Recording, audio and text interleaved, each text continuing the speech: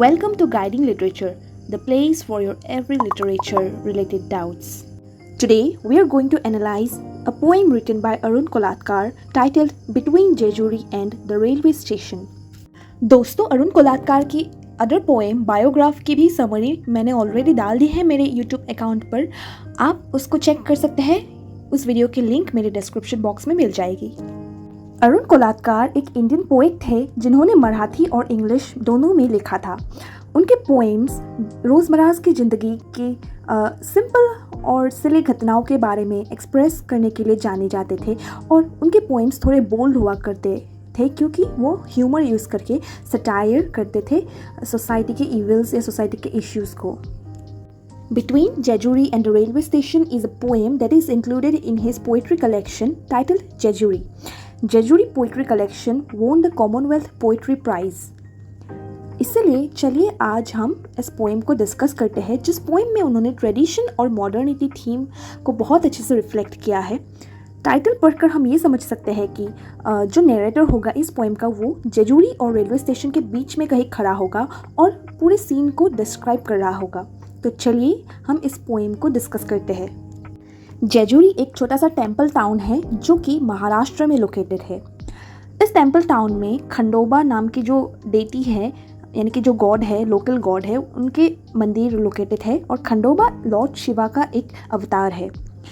खंडोबा का अलग एक नाम है कि महालासकंड, इस नाम से भी ये गॉड जाने जाते हैं और इसी गॉड के टेम्पल्स इस टाउन में यानी कि जेजूरी में लोकेटेड है और ये एक रिलीजियस टाउन है।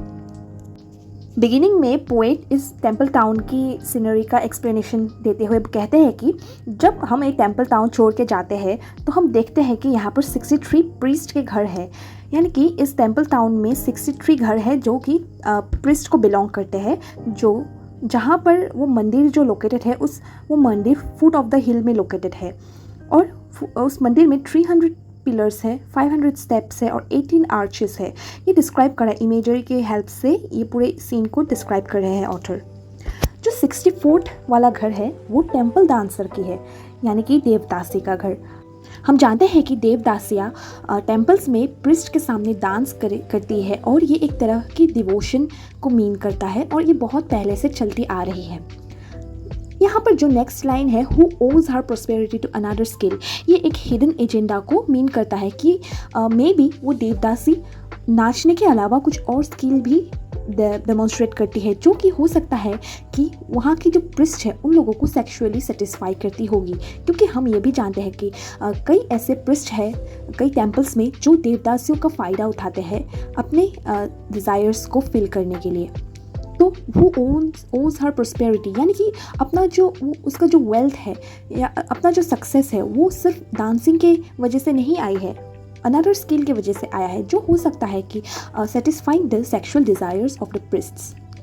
ये हमें एक ऐसा पॉइंट यहाँ पर हमें देखने को मिलता है कि जो पंडित लोग होते हैं यानी कि जो प्रिस्ट होते हैं उनको एकदम मतलब स्पिरिचुअली प्योर माना जाता है और उनके लिए डिज़ायर एकदम अवॉइड करना होता है, लेकिन यहाँ पर वो चुपके टेम्पल डांसर्स से बेनिफिट लेते होंगे, जो कि यहाँ पर hypocrisy of the tradition display हो रहा है। A skill that priest son would never talk about, मतलब प्रिस्ट के जो बेटा है, मतलब कि प्रिस्ट ऑलरेडी मैरिड है और मैरिड होने के बावजूद भी वो टेम्पल डांसर के साथ रिलेशनशिप रखते हैं और son would rather not talk about, यानी कि वो ऐसा कुछ स्किल होगा जो सोसाइटी में खुल के बोलने लायक है ही नहीं। तो इसीलिए हम इसको सोच सकते हैं कि ये सेक्सुअली सेटिस्फेक्शन देना की बात कर रहे हैं।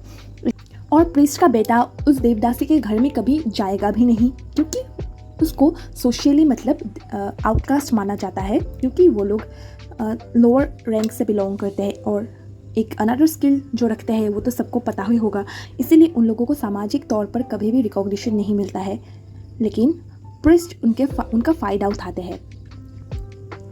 After that scenery moves on and we will see the ruin of the temple, मतलब एक टेम्पल हुआ करता होगा वहाँ पर, लेकिन जो टूट गया है और कुछ ही वहाँ मतलब टेम्पल के कुछ ही पार्ट्स अभी बचे हैं, जहाँ पर एक रेसिडेंट बिच है, मतलब कि फीमेल डॉग वहाँ पर रहती है जो अभी कहीं पर दिखाई नहीं दे रही है। उसके बाद हम जाते हैं, देखते हैं कि गोरक्षनाथ हेयर कटिंग सलून है वहाँ पर, फिर मलासकांत कैफ़े भी वहाँ पर है। इससे हमें ये समझ में आ रहा है कि धीरे धीरे मॉडर्निटी इस ट्रेडिशनल विलेज में प्रवेश कर रहा है, कैसे आप देखिए यहाँ पर साइन बोर्ड में लिखा हुआ है कि हेयर कटिंग सैलून, मतलब इंग्लिश में लिखा हुआ है। और मलासकान कैफ़े, मलासकान तो उनके गॉड का नाम है, भगवान का नाम है, और कैफ़े तो एक मॉडर्न चीज़ है। तो इसीलिए ये लोग मतलब मॉडर्निटी को एम्ब्रेस करने की कोशिश कर रहे हैं और अपना इंग्लिश का जो स्किल है वो यहाँ पर दिखाने की कोशिश में लगे हुए हैं villagers. And the flour mill and that's it, the end. मतलब कैफ़े के बाद फ्लोर मिल यानी कि आटे का मिल होता है और उसके बाद ये टेम्पल टाउन ख़त्म हो जाती है। वहीं पर वो जो नरेटर है वहीं पर वो खड़ा होकर पूरा सीन देखता है with A coconut in your hand and a priest visiting card in your pocket. मतलब अभी उनके हाथ में एक कोकोनट है और पॉकेट में प्रिस्ट का विजिटिंग कार्ड है। आप ध्यान से देखिए, कोकोनट क्या होता है, सिंबल ऑफ ट्रेडिशनल बिलीव्स, क्योंकि कोकोनट प्रेयर करने के लिए यूज़ होती है, पूजा में यूज़ होने वाली चीज़ है और वो ट्रेडिशनल एस्पेक्ट को सिंबलाइज करती है। जहाँ पर विजिटिंग कार्ड एक मॉडर्न चीज़ है और विजिटिंग कार्ड सिर्फ बिजनेसमैन के पास होता है। चूँकि प्रीस्ट के पास भी विजिटिंग कार्ड है, यानी कि प्रीस्ट अपने जो काम है रिलीजियस काम को बिजनेस बना चुका है। और ये दिखाता है कि कैसे मॉडर्निटी धीरे धीरे वहाँ पर इन्फ्लुएंस हो रहे हैं मॉडर्निटी से लोग। और कुछ क्वेश्चंस हैं नरेटर के मन में, वहीं पर वो रुक जाता है। और एक साइड में जेजूरी का टाउन है और एक साइड में रेलवे स्टेशन है। Jejuri symbolises the traditional belief system and railway station is the symbol of modernisation.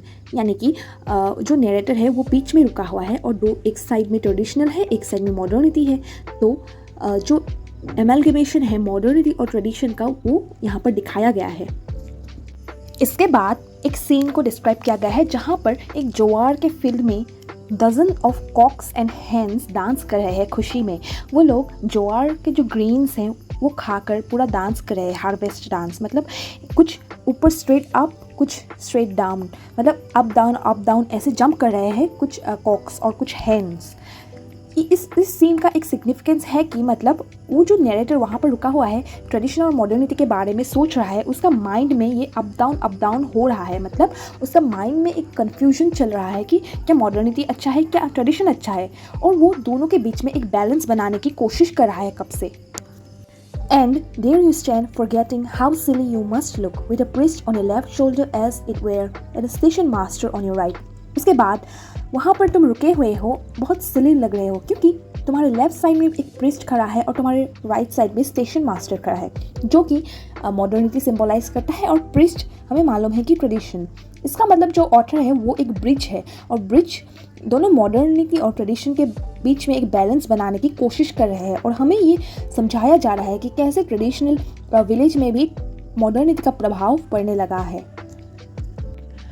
ये पोएम यहाँ पर एंड हो जाता है और हमने क्या सीखा कि कैसे मॉडर्निटी और ट्रेडिशन दोनों एक बैलेंस बनाए अगर चले तभी ये सोसाइटी फंक्शन कर पाएगा। अगर किसी भी साइड बैलेंस थोड़ा बिगड़ गया और मॉडर्निटी ज़्यादा हावी हो गया तो सोसाइटी में थोड़ी गड़बड़ी हो जाएगी।